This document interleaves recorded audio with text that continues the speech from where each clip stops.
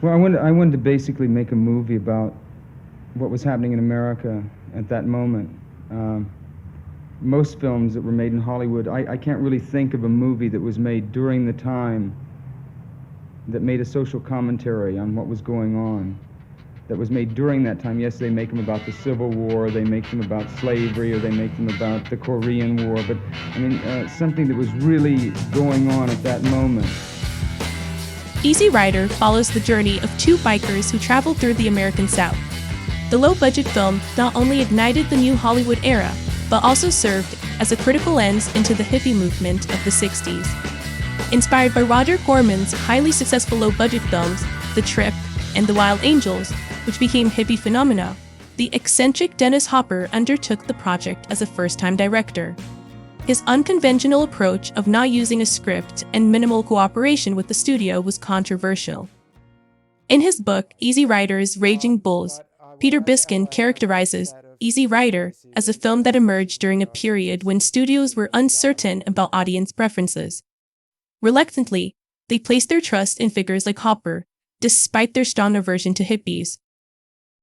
Other films of the period often romanticized their counterculture, focusing on the psychedelic experiences and the liberation movements. Easy Rider, too, encapsulates the 60s spirit of rebellion, but also confronts the darker elements of the era, such as social disillusionment. It did not shy away from highlighting the dangers that can arise when ideals spiral out of control.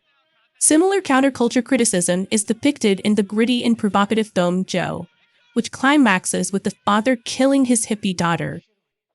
This theme is also seen in the satirical musical Wild in the Streets, where a popular rock singer becomes the US president and with his age police persecutes all citizens over 30 years old.